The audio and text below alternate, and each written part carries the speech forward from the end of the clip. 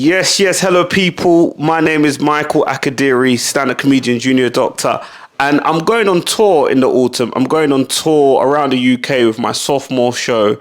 Trust me, I'm a daddy. It's about comedy, it's about parenting, and most importantly, it's about fatherhood. And I thought, who better to talk about fatherhood than my own father? Thank you for agreeing to do this, Dad. That's fine. That's okay. Taking it back to when you were a youngster, growing up in, is it Ondo State in Nigeria? Yeah, it was. I'm from Ondo State in Nigeria, but I was based in Lagos. I was living in Lagos when I decided to come to the UK. What about the UK that was like, this is the place I want to go to? I think Nigeria traditionally have past ties with the UK, and UK seems to be the obvious choice when coming because you don't have to cope with the language barrier. You don't have to do all the, and during that time as well, there's no issue of obtaining visa to come to this UK then. So you just buy your ticket as a Nigerian and just come over. But things have since changed. Now we have to, as a Nigerian, you have to obtain a visa to come to the UK. But then there was no issue of visa. Nathaniel's blessed in that he's got all four of his grandparents here. He can rely on them if needed. But of course, you didn't have that luxury in terms of having your parents in the same country. How was that navigating parenting, one in a foreign country, but two without your parents or mum's parents? I could say that it was not easy. I can say that from the beginning. It wasn't easy, but we cope with the help and the protection of Almighty God. We were able to go through. And again, not easy to bring up children in this country, especially male children or sons. It wasn't very easy at all, but we got through, and we thank God for the support we received from people or from friends or our churches and all whatnot. Yeah. What happened initially was that I go to school during the daytime. My wife stays at home with the children, and when we were able to plan other ways, I work during the nighttime. I stay home to look after the kids during the daytime. So while my wife do the daytime thing job, so we manage that way. You alluded to it, obviously raising sort of four boys. Did you want all boys? How did that? Obviously, I know you can't choose, Yeah, but it's God's gift. We don't actually say, "Oh, I want a boy" or "I want a girl," but after two, we decided to rest. But your mom was trying to have a girl, somebody to look like her in the family home. So he said we should try more. Then you came along. You are a boy. Yeah, it's okay. I will try one more. And then your junior brother came. It's a brother again. So that's how God says it will be, and that's how it was. so that's after four. You said it's going to be all boys, so let's just give up. Yeah, we gave up at that point. We gave up. Well, no, because I remember, obviously, people may not believe this, but when I remember being 2, 3 and I had very long hair, was that because mum wanted a girl, so she wanted to dress? She wants somebody who can live like a girl. She will be practicing how to tie do the hair, not the hair, or I've forgotten what they call it now. Braid it, braiding. Twist and braiding and all whatnot. But it doesn't happen that way. And did you and mum ever get time for yourselves? How did you just, even if you just got to eat somewhere or just go for a walk, did you ever get that? I think we did, but it's not in our culture as a family to be going out to eat. in order to reduce costs, we just cook at home. And it's better because you cook what you want to eat. You don't. There's rice at home. Oh, there's rice, there's pando yam, there's everything, the swallows. When you said you were studying, was that for your mental health nursing? Yeah, I went back to, yeah, I was doing some menial job here and there, doing care job here and there, but I just decided, why can't I go back to university and then do nursing? So I enrolled and for 3 years. Then the government was supporting student nurses then with bursary, and then we have bursary, they're looking after us. Within a think of a 93 year was gone, and I was able to secure a job as a registered mental health nurse. Every one of you chose the profession you want. We didn't force you to do it. Because maybe because the cameras are rolling, but the typical elder Nigerian requirement is a doctor, lawyer, engineer. Is you didn't have any? It's still there, and we do cherish it because we, as a Nigerian, we want all our kids to either be doctor or lawyer or architect or. Yeah, we love all those. I didn't know architect. Is that a new one? I didn't know. Yeah, it's there. We want them to be engineers. We want them to be doctor. We want them to be lawyers. Why? Yeah, because Nigeria, if you are not in any of those professions, you've not arrived. You're not you've not come. So people just want their family or their kids to go to uni to study what they think will bring them meal ticket in the future. Because there are so many graduates now, even in Nigeria, with degrees in all these professions we are mentioning that are running the street without work. Wow.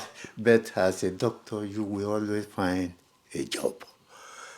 So it was more that job security. Is that mainly it? I think it's job security. Yes, mainly. So what about? But did you not know back in the 80s, back in the 90s, the salaries that these professional footballers were on, the money they were making? How come you wasn't thinking, oh, project JJ Okocha, project Kanu? Why didn't you move us to that direction? Yeah, because it's nowadays that everybody, especially even in Nigeria, is in our era. If someone, your son or relative said, "Oh, this is what I want to do," playing football, they said, "You're a lazy bugger. You don't want to do it." When I was growing up, I dare not mention I'm going to play football, not to talk of being a footballer. Why not? Yeah, because people frown at it during those times. People frown at it that it's only people or children of people who doesn't have ambition. Oh wow. Goes to play football. But now things have changed. Yes. Automatically, it's changed. People now encourage their children right from young age now to go play football. You were very good then. So, yeah, it just not as to be. If you had wanted to be a footballer, maybe God could have channeled your So we're blaming God, not you and mum. Not really. I'm not blaming God. I'm just saying that if it has to be, then it will be. Yeah. So it wasn't meant to be, because I remember maybe I was 14, 15 now, and I used to have Sunday matches, and then some of these games I can't easily get to by bus, so I'll come and knock on your door, and I think you'll pretend to be sleeping, but you're awake because you didn't want to take me. Yeah, maybe there was some time like that, but it's not something planned. Maybe because So, one is tired. That is, maybe. I wouldn't say it didn't happen. It may have happened, but not as rampant as you are describing it. So you're a proud Arsenal fan, correct? Yeah, yeah. So you've got four sons, and all raised in London, Yeah. but none of them support Arsenal. What happened? I don't know. I don't know. I can say maybe the club you like. I don't know. Because isn't that your job to whilst you're raising kids to instill in them the club that you support? No. If we are to support the local team per se, we could have supported the one in Bamose. What's they call now? What, Millwall? Meanwhile, that's the local football club. But Would you have been safe there? I wish that we could have worked a shift together. I think that would have been nice. You know, parent-child working together. Yeah, that's good. Nurse Akadiri, Dr. Akadiri on the same shift. Yes, that will have been okay. What name would have been acceptable to call you? From where we come from Nigeria, you don't call me my first name, no. So if there's a younger guy, let's say a 30-year-old healthcare assistant on the ward, you're the nurse, you're the band, whatever band you are, there's a healthcare assistant of Nigerian, and he sees your name tag, Yeah. Nurse Akadiri. Well, so how should he address you? You can call me my name. That's a culture, isn't it? Where in a culture whereby first name is what everybody addresses everybody for. But if we are in a social situation or at home or anywhere, you dare not do that. So let's say you have a whole shift together. It's nurse first name. Then after you're going out for drinks or whatever it is, then that's when you have to switch to uncle. Yeah, you have to switch. So, and then I now come to you and say, hey dad, hey mum, I want to do comedy. What was your first thought at that moment? Yeah, at least you had your education, you have your profession. So whatever wants to be into is okay. And in fact,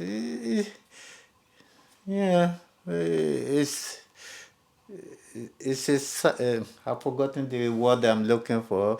It's a side attraction, isn't it? It's not the main. But if it grows up and becomes a very big business or proposition, and you are having good money from it, then why not? You can leave what you are doing and focus on that solely if that is what you want to do and it's bringing you the money. So you are not leaving your profession for it per se. You are just doing it on the side, isn't it? And if the on the side is better than the main thing, then you shift. You transition. So would your obviously very diplomatic answer, do you think you would be a bit more wary if, let's say, I was still at medical school and I said, hey, you know what, I want to leave this medical... No, we wouldn't have agreed to that at all, because it's always good to have something that you can fall back on. Well, when you see this photo, I'll put it on the screen for people. When you see this photo, what do you... Yeah, I knew that we bought the clothes. Is it the same time? Or I've forgotten how we got it now. I remember, but let's see what you remember. Yeah, I think I ordered it or something. I've forgotten now. Very convenient, Dad. So I remember I went to... Is it? No, it's not TM Lewin. It's another one of them shirt shops, and I bought it there. And I remember I came home wearing it, and then you said, I think you said that's very nice, and then you said something. Then 2 days later, you come home wearing the same shirt, acting like you never saw me wear it 2 days prior. Oh, I've forgotten about that now. I just know that we happen to have it and pictures with it.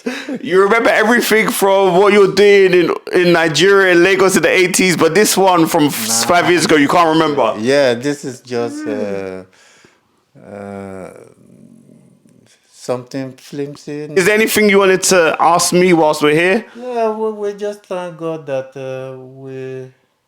we are surviving, and yeah, we thank God for is protecting us, is getting food to our table. We are not begging. And as a family, I think we are close knit. We love each other. Most We talk to each other. Yeah, yeah. I can't ask for more.